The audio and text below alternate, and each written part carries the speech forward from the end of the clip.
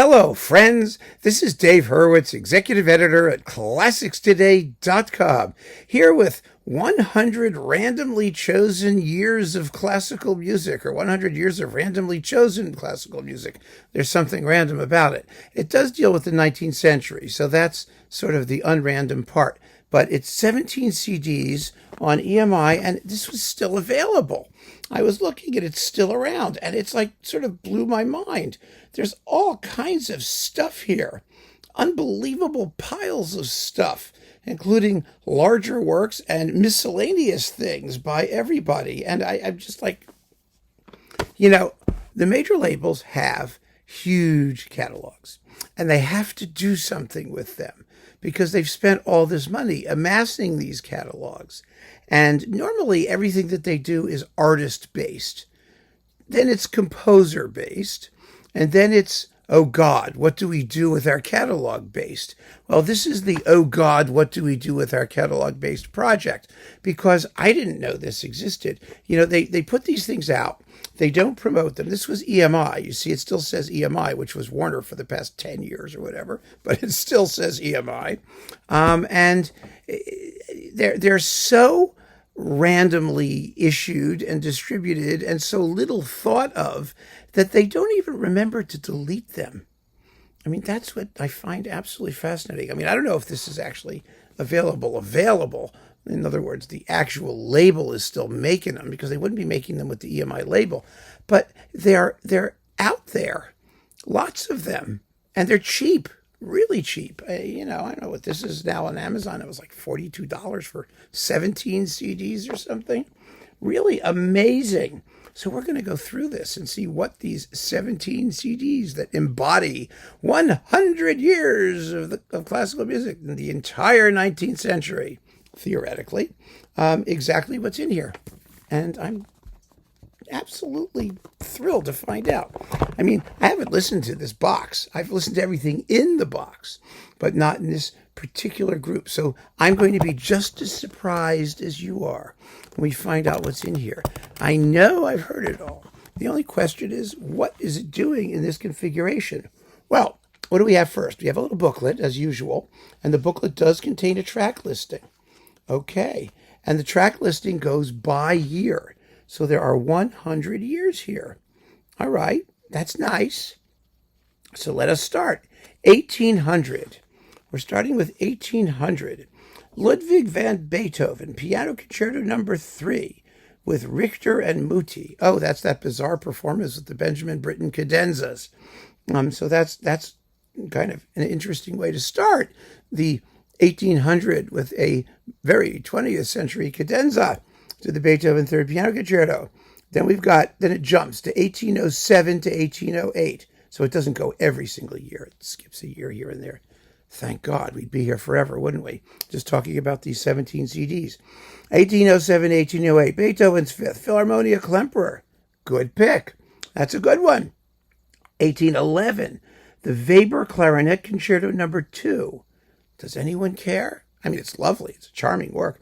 With Sabine Meyer and the Staatskapelle Dresden under Herbert Blomstedt. It's a marvelous performance of that. But it's not like iconic. Well, it is if you're a clarinetist. So I guess that's good enough. Cherubini, the overture to Les Abencerrages. Les Abencerrages. That's it. Les Abencerrages, with the Academy of St. Martin in the Fields and Neville Mariner. Okay, a little sniglet. We're already in compact disc 2, thank God. Rossini, the Barber of Seville overture, 1816, with the Philharmonia and Giulini. Paganini, Violin Concerto No. 1 from 1817. With Sarah Chang, the Philadelphia Orchestra, and Wolfgang Sawallisch. Well, it's an eclectic selection so far, but fairly well chosen. I mean, it's really pretty good. Compact Disc 3, Schubert, the Trout Quintet, with Elizabeth Leonskaya, George Hortnagel, he's the bass guy, he always plays bass, and the Alban Berg Quartet. It's a nice performance of that. Muzio Clementi from 1820. Batti Batti from Mozart's Don Giovanni without Opus No. 10, with Maria Tipo piano. Where on earth did they come up with that? I mean, it wasn't necessary, but it's only 6.5 or 7 minutes long. Beethoven's back in 1821 and 22, the 30 Piano Sonata number 32, the last piano sonata with Stephen Kovacevic. A very, very fine performance. Compact disc 4, 1822, Schubert's Unfinished with the Berlin Phil and Carillon. And then 1823, Spohr, his double quartet in D minor with the Melos Ensemble. Okay? I mean, you have to have Spohr. You have to. He was such an important composer in the first half of the 19th century. And then Hummel, Johann Nepomuk Hummel, Introduction, Theme, and Variations in F with Maurice Andre, trumpet, and the Zurich Kammer Orchestra under Edmund de Stutz. Well, that's a rarity. I mean, I guess they were really, scraping the bottom of the barrel in 1824. No, there were all kinds of good things happening in 1824, weren't there? Oh, well. 1825-26, Weber is back with the Oberon Overture with the Philharmonia and the Philharmonia and Wolfgang Sawallisch. Well, that's good. CD 5, the Arriaga Symphony in D minor from 1825. Who knew? The London Mozart Players under Harry Blech, recorded in 1956. Nobody was waiting for that. Let's be honest. I mean, if you want a really good recording of the Arriaga, you just get the Macaris on Hyperion, right? It's coupled with, I think, Voracek or something like that, if I'm not mistaken. Probably mistaken. 1827, Bellini, Il Pirata, with Gavazzini and the Orchestra della Radio Televisione Italiana of Roma. Sort of Italian and sort of English, sort of like the way I do it, from 1970, recorded. 1829-30, Chopin, Piano Concerto number 2, with Martha Argerich and Charles Dutoit. Oh, that's fabulous. That's wonderful. Okay, 1830, Mendelssohn, A Bunch of Songs Without Words. Book 1. You get Book 1, but played by Daniel Adney, piano. I mean, 1830, they could have come up with something better, don't you think? Disc 6, Berlioz, the Symphony Fantastique. Well, at least they're doing complete works. You have to give them credit. I mean, they're doing complete works. They're not giving you little sniglets of them. And that's with Beecham, the classic Beecham performance, which actually is not one of his better performances, but it's a little on the soggy, slowish side. Liszt, Piano Concerto number 2. Well, we jumped to 1839, from 1830 to 1839. There's nothing else happening in the 1830s. There was all kinds of great Mendelssohn in the 1830s. I mean, I think we have not done justice by Mendelssohn. Oh, there's more. Don't worry. Liszt, Piano Concerto number 2, with Leifove Ansnes and Dmitri Katayenko and the Bergen Philharmonic. All right, that's okay. 1837 to 42, with 1839 in the middle. Okay, so the chronology is getting a little wonky here. Glinka, Ruslan and Ludmila Overture with the Philharmonia and Silvestri. Okay. Wagner, the Flying Dutchman Overture from 1841 with the Philharmonia and Klemperer. That's wonderful. 1842. Boy, we're stuck in 1842, aren't we? Schumann, Piano Quintet in E flat with Christian Zacharias and the Cherubini Quartet. Well, that's very good. 1844, the Mendelssohn Violin Concerto in E minor, the big one, because remember, there's an earlier one in D minor, with Sarah Chang, the Berlin Phil, and Maris Janssens. Well, it's good. It's good. I mean, let's not kid ourselves. It could be better. Oh, yes. 1845, Berwald, the Sinfonia Singulière. Well, that's a good thing that deserves to be stuffed in a collection somewhere, don't you think? With the Royal Phil and Ulf Björlin. Yeah, the performance is okay. They're serviceable. It's not as great as, like, the fabulous one with Sixten Ehrling on Bis or some of the other ones, but it's all right. Chopin's back. He's back with the Barcarolle in F sharp minor from 1845-46 with Nelson Gerner piano. Where did they dig that up from? Wow. Recorded in 1996. Schumann Symphony number 2 was 1847 with the Staatskapelle Dresden and Sawallisch. Well, that's fabulous. We all know that. Then 1848, Johann Strauss I, the Radetzky March with the Vienna Phil and Rudolf Kempe. CD 9. Here we go.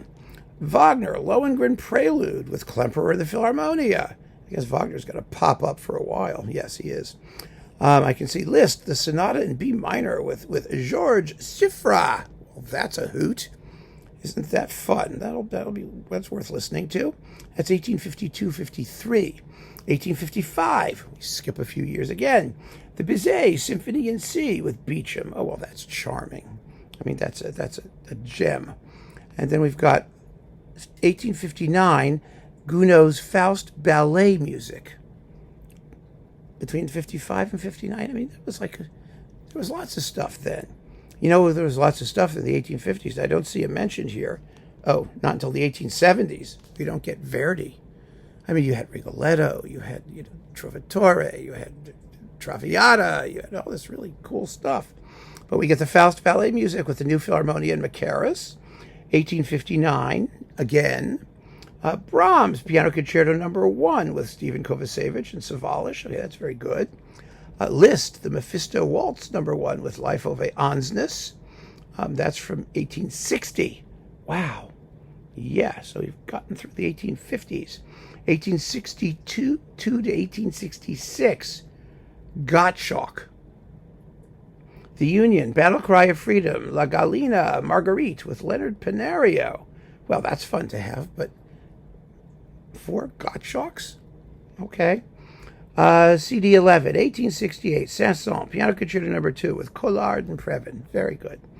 Tchaikovsky, Romeo and Juliet with the Philharmonia and Riccardo Muti. Oh, that's a slamming performance. Absolutely marvelous. Wagner, the Siegfried Puddle. The Siegfried Idyll. You know what that is. Oh, I hate that piece.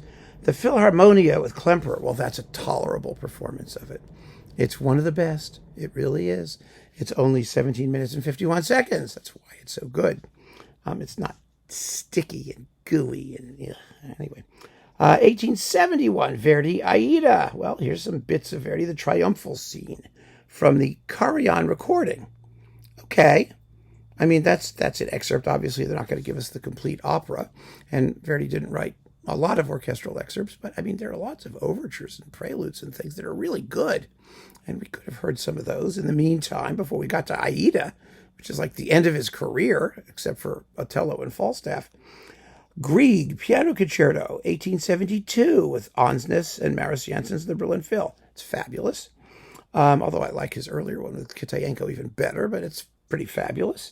Smetana, Ma Vlast, with the Royal Liverpool Phil and Peszek. Okay, well, I mean, people do Ma Vlast all the time separately, but it'd be nice to have, the Moldau separately. It'd be nice to have all of Ma Vlast, but that's 1874. Also from 1874, the prologue to Mussorgsky's Boris Godunov. Prologues, it's just the coronation scene. 5 minutes and 16 seconds of it, with the Cuitons recording. Yes, with the Paris Conservatory folks.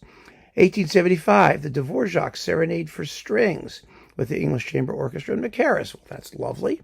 CD 13, the Fauré Requiem from 1877 with Michel Plasson, Barbara Hendricks, José Van Damme, and all those people. And the Toulouse Orchestra.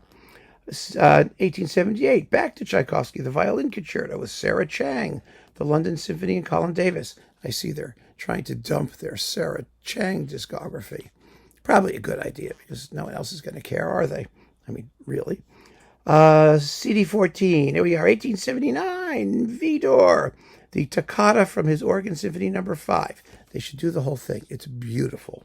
With Fernando Germani, organ from 1961 in Selby Abbey, Yorkshire. Oh, God.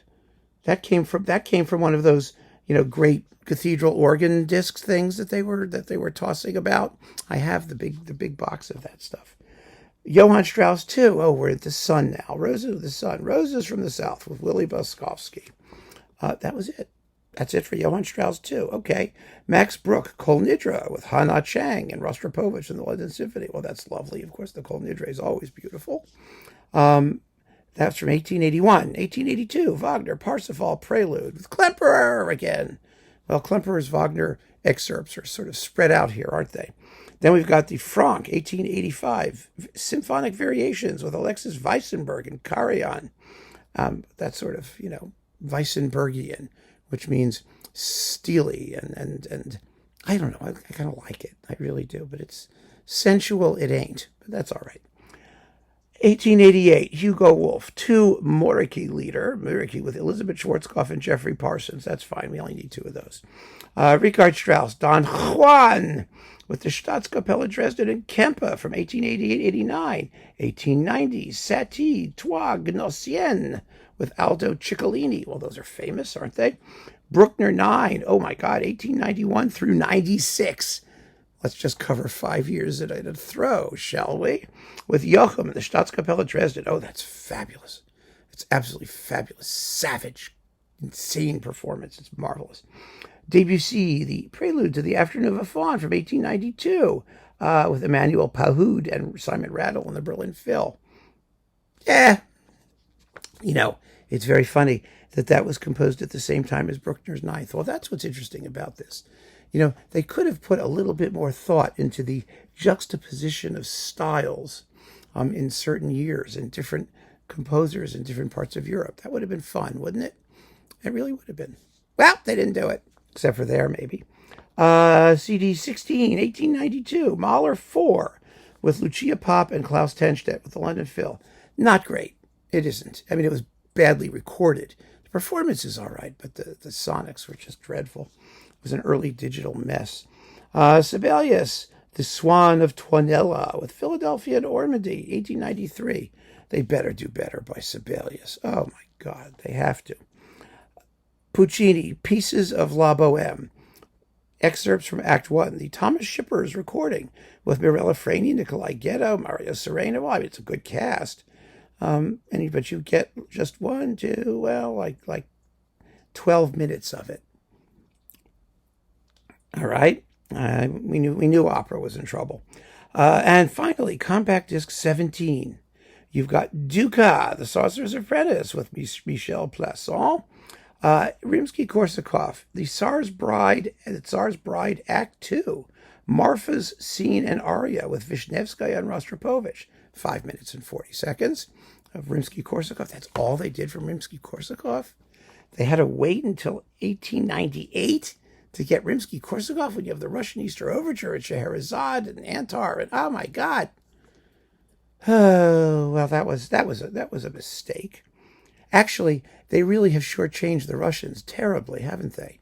Tchaikovsky, we only had Romeo and Juliet. Well, he had the violin concerto, and Romeo and Juliet, and then this little bit of Rimsky-Korsakov. That's not good. I mean, there was a bit of Mussorgsky. No, there should be more Russians. But of course, we end with the Enigma variations with Bolt and the London Symphony. Well, there's nothing wrong with that. It's from actually 1898-99, and from 1899, Schoenberg, Verklärte de Nacht with the Artemis Quartet and Friends. And so there you have it. 100 years of classical music, sort of, kind of, all stuffed together on 17 fun-filled CDs. What is there to say about that? I mean, does anyone need it? Does anybody want it? Is this particular collection chosen in such a way as to maximize the enticements therein? Well, it has some wonderful performances. The Klemperer stuff, Macaris, Kempe, Carrion. There are good things in here. No question about it. But it is a jumble. It really is a jumble. I mean, they just picked years and found things and stuck them together. And it's fun to talk about. Who would ever go into this thing to find something and then extract it, however you extract these things, and actually listen to it? I really don't know. But it was fun to look at. It really was. So keep on listening, friends. Thanks for joining me. Take care.